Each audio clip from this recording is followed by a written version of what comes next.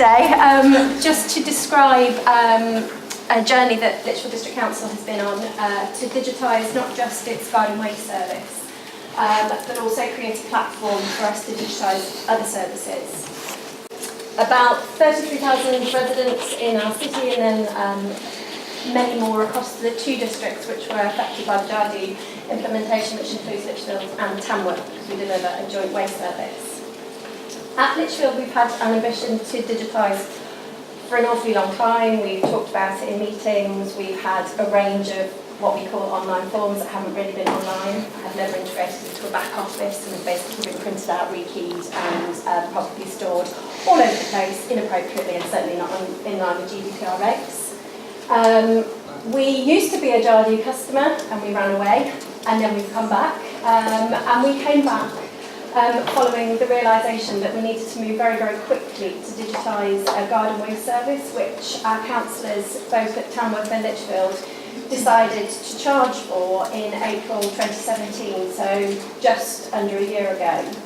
At the point that we decided to charge for garden waste, we had no platform to deliver that, and we had an ambition to sell over £1 million worth of garden waste. So we knew that our customer services team, as wonderful as they are, and we've got people from Lichfield all at the back if you want to talk to them later, would not be able to handle the volume of transactions required to basically deliver that service. So from April 2017, we managed to digitise the garden waste service and also launched a platform, as I said, and that's exactly in 6M, so that we've actually got a platform now to deliver a whole range of waste and other services. So where we were that 9 months ago, we had the Lagan system in place. We knew we needed to get off it. Authorities across Staffordshire are on Lagan, but it was agreed that as a partnership we would be moving away from that. We had an out-of-date waste system which we knew needed upgrading, so we moved from collector to collective. And we'd done very little research in terms of building our requirements, in terms of understanding what we wanted. We knew where we wanted to get to, but we didn't quite know what the journey was that we needed to take to get there. So in terms of what we achieved, working with authorities across Staffordshire, and there are quite a few authorities dotted around here, we built up a very detailed specification of what we required, not just for garden waste, but for a far wider range of services. We moved our waste system from collector to collective, and I think Kate's talking about that type of journey later.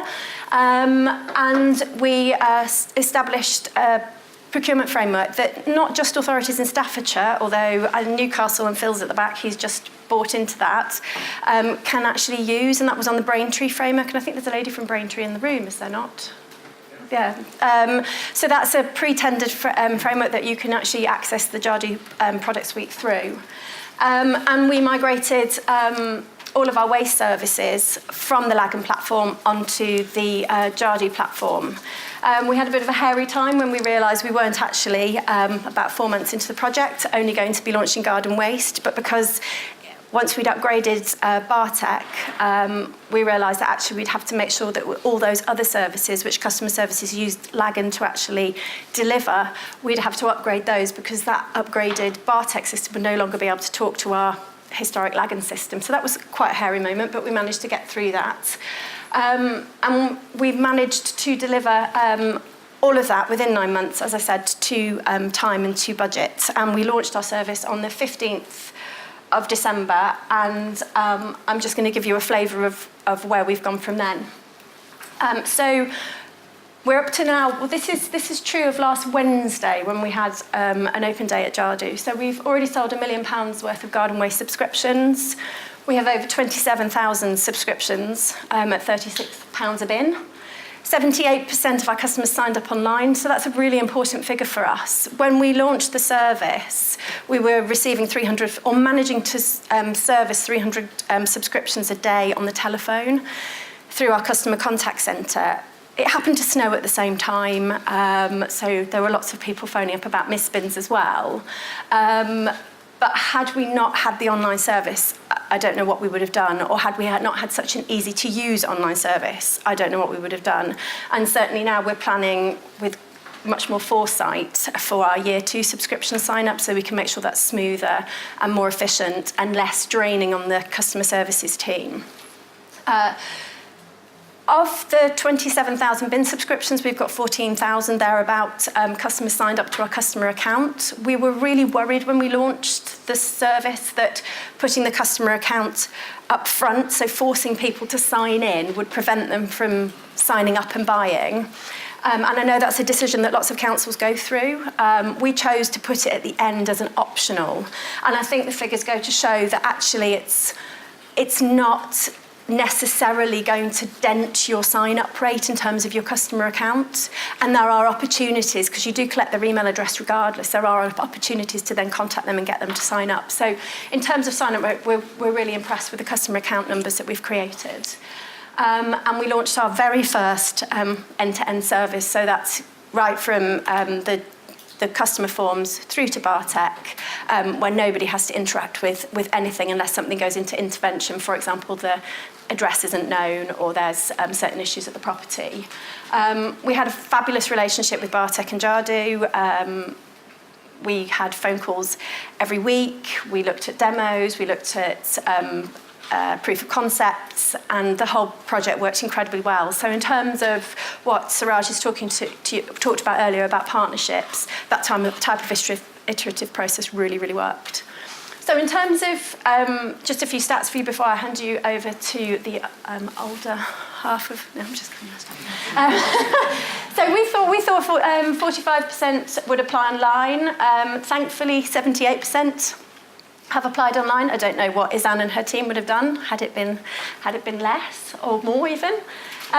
We thought we'd sell 4,000 by the end of January. We sold 4,539 in week 1. We thought we'd have a maximum of 1,000 a day. On the 15th of December, none of us did anything else but watch the stats on the thing rack up, very sadly. And we sold 2,085. I think probably because people were snowed in and had nothing else to do. And we were equally sad when we looked at the stats for 67 on Christmas Day. It gets worse, actually. 223 on Boxing Day. So perhaps that was missed Christmas presents. And 498 on New Year's Day. Which brings me on to the joy of the dashboard. One of the things we absolutely love with Jadu is the dashboard. So, and it's the stats it gives you and the fact that you can actually track cases and progress and how things are moving. And that's just a quick snapshot of that. So in terms of our target, we set out with the ambition to digitise one service. And we did do that, but we also created those forms that the customer services team use, which are going to be the same form that customers use.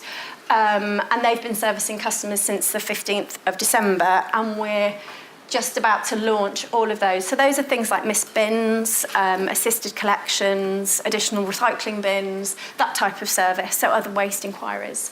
And we're about to, I think we're launching those on Friday, aren't we, Elena? So we will be able to see how those go. I'll now hand you on to Neil. Thank you very much, Lizzie. That's okay. I'm sure you've all experienced on occasions where you've looked around a room and thought, what am I doing here? And I'm feeling that right now. If I can ask you to cast your mind back 12 months or so ago, Lichfield District Council, we were starting to scope out the replacement for Lagan. We knew that in 2019, 2020, that was going to be decommissioned and we needed a new CRM to replace it. And it was 12 months ago that Suraj and his colleagues came to Lichfield District Council to do a bit of soft market testing, to do a bit of a soft sell and to show us the product that was on the market.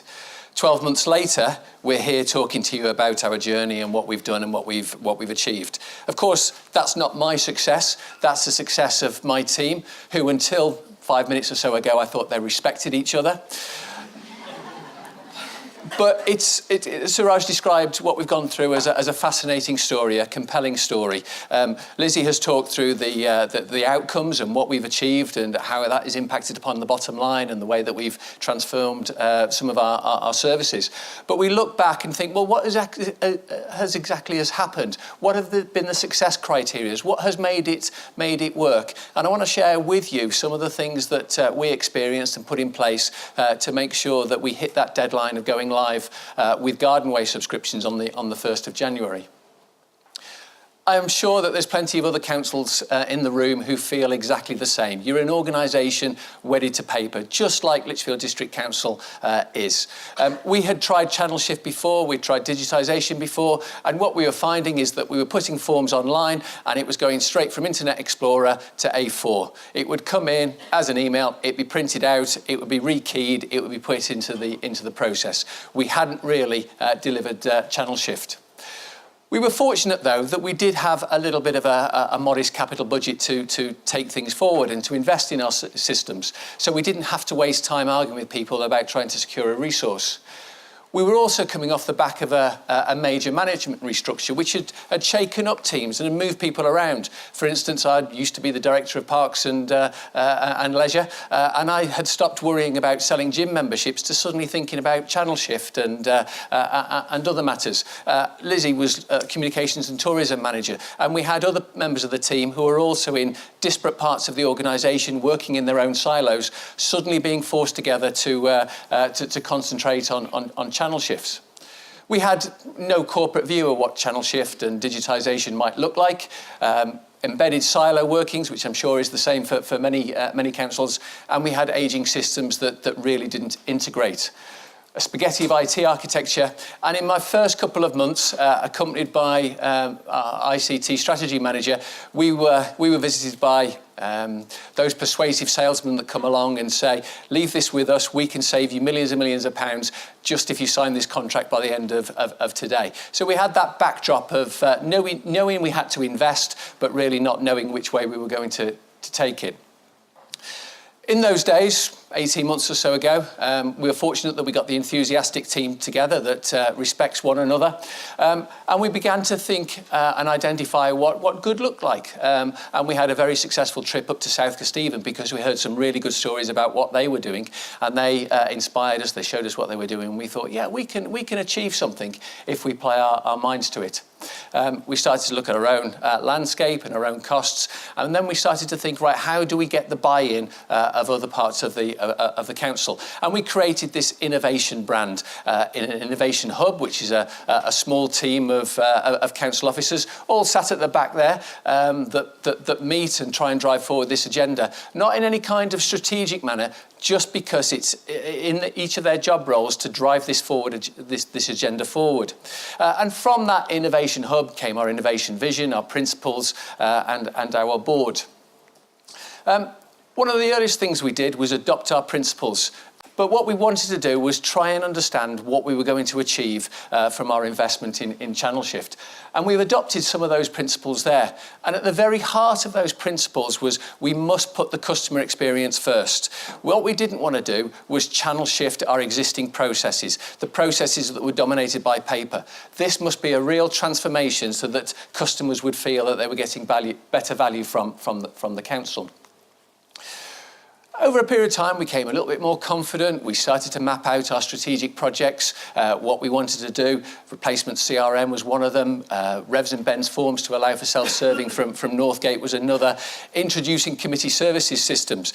Not revolutionary, certainly not innovative for the vast majority of councils across the country, but for us, a real step change in the way that we deliver services. We started to create a digital landscape map for the way that our systems were provided, started to identify the key linkages between those, and started to warm up a strategic leadership team about getting corporate buy-in. We also started to develop an approach to writing business cases and proposals to make sure that we were investing wisely. All these things, I'm sure, is something that everybody does. And we thought we had quite a lead in time to replace Lagan in 2019. One of the first things we did was map our digital landscape. How did it look? At the very top there, you've got the customer-facing systems. Then in the middle, the line of business systems that we operated, and then at the very end, DMSs and our storage systems. That was important to us because it helped crystallise our thinking and our linkages. And in those days as well, we thought what we wanted to do was limit the number of suppliers that were providing these systems and software to us. It became very obvious to us quite quickly that actually what we wanted to do was make sure that we maintained our fleetness and foot and work with those people that could really deliver what we wanted to do. So our thinking was starting to mature. And in March of last year, we were talking to the likes of Jadu and others, because there are others on the market, about CRM systems and other things. We had some challenges obtaining strategic buy-in. We thought this was going to require a bit of a lead-in time to make sure that the decision makers were fully warmed up to the direction of travel. When we described the innovation brand, the innovation buzz that we created, didn't really get a lot of buy-in because people thought, well, it's not really innovative. We want channel shift, we want digitisation. Some thought we were actually trying to be bigger and greater than what we could actually deliver. But we wanted to keep with that innovation because it did create that sense of buzz and buy-in from others. Our initial approach was very tactical, dealing with the crocodiles nearest to the boat. That's a metaphor. We don't really have crocodiles in Lichfield. And we began to scope out our requirements and where our priorities rest. But then in the first week of April, the Joint Waste Committee of Tamworth and Lichfield, who run our joint waste service, decided that they would charge for garden waste with go-live date of the 1st of January. And the plan was that actually we'll think about the admin process a little bit later on, and perhaps we can buy it in from another council. And then that changed the game completely. It was a game changer. We could have looked at getting somebody else to provide it, but then that puts a layer of complexity on our customer services team. We're also paying another organisation to take some of the increased surpluses that we might generate from garden waste. And what that did was made us think about the way that we were procuring the CRM. It put the pace behind it. It put a sense of urgency about it. And the garden waste project became the principal driver for change. We were delighted that we were able to engage with all the software systems. A big shout out to Bartek. But what we also wanted to do was make sure it integrated with the payment portal, with the GIS system and the single point lookup. And we also wanted to make sure that we had a system that the customer could book an order, and that the first time that a member of staff actually engaged with that order was when they were emptying the bins for the first time. We wrote a very, very detailed spec, particularly bearing in mind the fact we needed to go live with garden waste, and we used the Braintree framework. And I know Amy from Braintree is here. We're delighted that was available because that really did improve and increase the pace that we were able to put into procurement. You've heard about where we are 12 months later. £1 million worth of income, 27,000 plus subscriptions, 17,000 customer accounts. But the key lessons that we've learned that we will certainly be looking to replicate as we try and maintain the momentum in digitising the services that we've got include some of these things. Wireframing the forms rather than just going through the traditional process mapping. We approached it by looking at our wireframes and thinking, well, what is the customer seeing? And would then design the forms around that. We ditched the Gantt chart. We didn't have the big A0 kind of chart where you can map the critical path. We moved to try and become a little bit more agile. We met every Monday morning at 9:30 without fail to look at the actions of the previous week and to look at what we were going to do for the following week. We questioned and questioned and questioned until we realised that we weren't going to change anybody's mind. We didn't think it was right to launch this in December when people are thinking about Christmas. We thought, well, why wouldn't you line up a launch of a garden waste service in April time? It brought some challenges. Would we do that again? Probably not. We found that we had challenges around dress data. We found we had challenges from customers. But what we did emphasise was that we wanted to put the customer experience at the heart of everything that we did. And we went through the process of extensive customer user testing. And we imaginatively used some of our members, some of those who were less digitally enabled, less digitally capable. And we called them our innovation task group. And we got them and we said to them just before we went live, bring your credit cards because you guys are going to be the first ones to buy. And we put them in front of the live system, took their money off them and watched their reaction and learned from that. Working with another council, brought its own challenges as well. We wanted one single platform, single experience, and Tamworth wanted their residents to go through something similar. We were the ones that had bought the Jadu platform, and what we tried to do was embed it through the Tamworth website. Didn't entirely work, and in the end we've moved back to a single platform. So we had some challenges around maintaining and managing partners' expectations as well. As Lizzie has explained, we estimated that around about 45% of customers would take it up online, and we were working towards maybe 1,000 subscriptions sold per day by April when people start cutting the grass. We were overwhelmed when people started signing up 12 hours before the go live date. We switched it on and thought we could go home now, and we immediately saw people going online and buying their subscription. We never for a moment thought that people would get excited about buying a subscription for a service which was previously free. And if it wasn't for the resilience and the capacity and the quality of the Jadu system, there would have been increasing demand on Yelena and on Yuzan in our Connects team, which we couldn't possibly respond to. We didn't think we'd ever get to 80% straight off, and we were amazed when we did. Garden waste wheelie bins are collected every 2 weeks. You need to subscribe to receive this service, which runs from January to December. It costs £36 a year per bin for up to 25 fortnightly collections, which is £1.44 a collection. If you have a small garden, why not share with a neighbour? If you do not subscribe, please take your garden waste to a local household recycling centre.